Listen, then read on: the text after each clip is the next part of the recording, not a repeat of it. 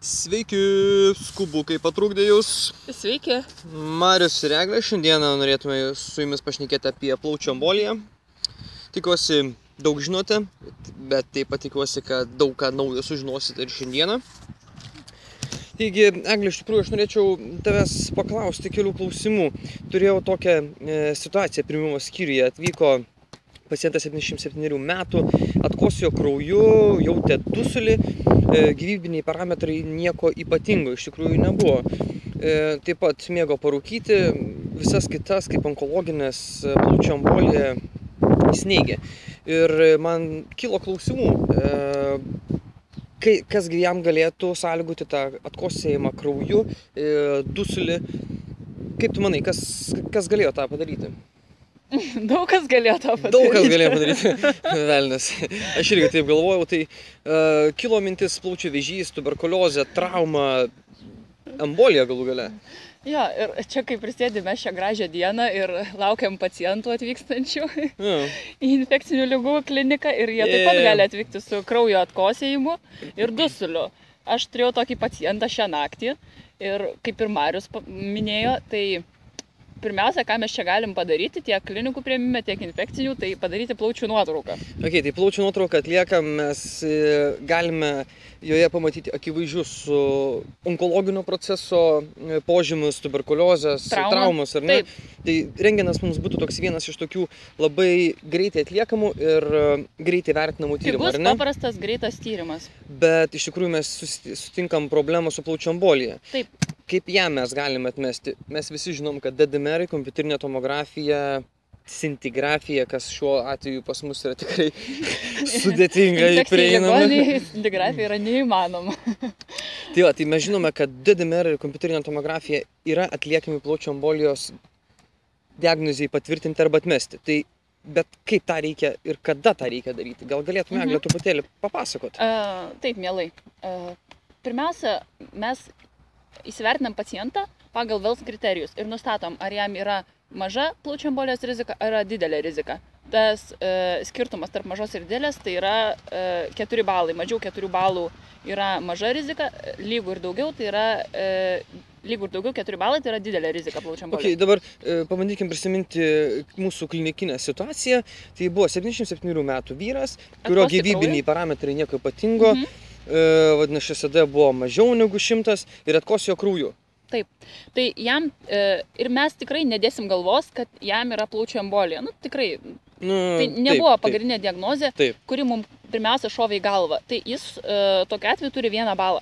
Tai vadinasi, mes turime mažą riziką, kaip turiu minėję, ar ne? Jeigu yra surinkama daugiau 4 balų, yra didelė, jeigu yra mažiau, tai bus maža. Tai jeigu didelė rizika, tai mes tada ką turėtume daryti? Plaučių kompiuterinė tomografija. Jeigu mes pacientą turime klinikose, tai mes iš karto dažom į kompą. Ok, viskas, aišku, ar ne? Didelė rizika, atliekam kompą. Jeigu maža, ką toliau mes galim padaryti? Maža rizika, tada mes turėtume atlikti DDMR testą. Visi žinome, kad kiekviena laboratorija turi savo normos ribas, kaip kad ir Kauno klinikos. Pas mus yra 0,5 mg litre viršutinė riba. Tačiau duotoje klinikinėje situacijoje pradžioje atlikus DDMR-us mes gauname 0,7 mg litre. Ir iškyla klausimas, ką mums daryti ir ar tai tikrai yra virš normos. Eglė, gal galėtum pakomentuoti tai? Geras, Mariau, tavo klausimas yra ir daugeliui gydytojų taip pat iškyla toks klausimas, ar visiems pacientams, kuriems yra DDMR-ų šiek tiek padidėję virš normos, ar jam reikalinga atlikti plaučių kompiuterinę tomografiją, o gal jam tos plaučių embolijos visai nėra. Ir tam buvo sugalvota DDMR-ų norma pagal amžių. Buvo sukurta formulė, kuomet mums pasakytas paciento amžius, tai yra 77 metai, būtų padalintas iš 100 ir mes gautume 0,77. Tai vadinasi, mūsų klinikinės situacijos atveju paciento DDMR norma pagal amžių būtų buvę 0,77. Taip. Tai vadinasi, mes gavę 0,7 neturime visai jokio DDMR padidėjimo. Taip. Nice. mums nereikia atlikti plaučių kompiuterinės tomografijos ir tai sako dimerų norma pagal amžių, kuri yra aprašyta ir Lietuvos pulmonologijos alergologijos draugijos naujam išleistam Nu, tiesiog puiku. sutarime. Žiauriai gerai skamba, bet esu girdėjęs apie tokį variantą, kad mes dedimerų galime netgi išvengti. Yra toks perk skoras lyg ir, ar ne? Gal mes galėjom ir šitoj situacijai tą patį panaudoti, net dedimerų nedaryti? Perk skoras yra labai geras, kuomet tu neturi galimybės atlikti jokių tyrimų arba tu nenori atlikti tyrimų, nes tu manai, kad pacientui jie yra nereikalingi. Ir kaip tai gali patikrinti, ar jie yra reikalingi ar ne. Taigi, susiskaičiuoji pagal Wells kriterijus, kad jam yra maža rizika, nes perk skorą gali pritaikyti tik tai esant mažai rizikai. Okay. Iš mažos rizikos tada suskaičiuoji labai mažą, kas tai yra perk skor. Yra 8 klausimai ir jeigu tu į vieną klausimą atsakai ne, tai tada reiškia, turi daryti dedimerų testą. Tai šiam pacientui patikrinkim. Tai turime 8 klausimus, ar ne? Amžius jo buvo 77. Viskas. Netinka. Vadinasi, mes negalim naudoti perk skoro? Negalim. Perk skorą galima naudoti pacientams iki 50 metų, kuomet neskaičiuojam pagal amžių formulės dedimerų. Tai, žodžiu, mes turime 8 klausimus ir jeigu mes nors į vieną atsakome ne, tokiu atveju mes perk skoro negalime vartoti. Taip. Ir turime dedimerus atlikti. Taip. Ar ne? Okay. Voverė. Geras. Šiek tiek išblaškė dėmesį. Šiuo metu žvelgime į voverę belipančią į medį. Grįžkime prie temos.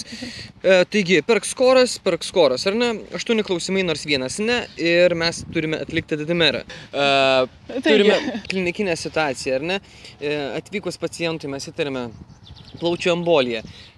Tam, kad žinotume, jį yra ar ne, šiam momentui mes pritaikome Wellso kriterijus. Wellso kriterijus pritaikydami mes suskaičiuojame balus, ar ne? Taip, nustatome mažą arba didelę riziką. Kokia rizika yra ar pacientui, kad jis dabar sergantis plaučių embolija, ar ne? Taip, teisingai. Tai jeigu yra didelė rizika, mes atliekame plaučių KT. Jeigu yra maža rizika, mes dar galime pritaikyti perk skorą. Taip. Jeigu mes į tuos 8 klausimus atsakome visus taip, tada mes galime pacientą išleisti namo. Teisingai supratau? Dėl plaučių embolijos taip. Liuks.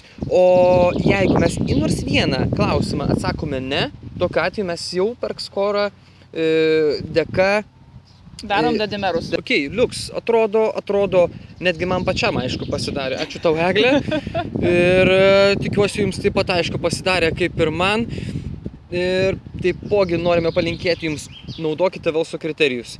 Tai bus žymiai greičiau ir žymiai naudingiau tiek jums, tiek pacientui. Gerai, iki. Geros dienos.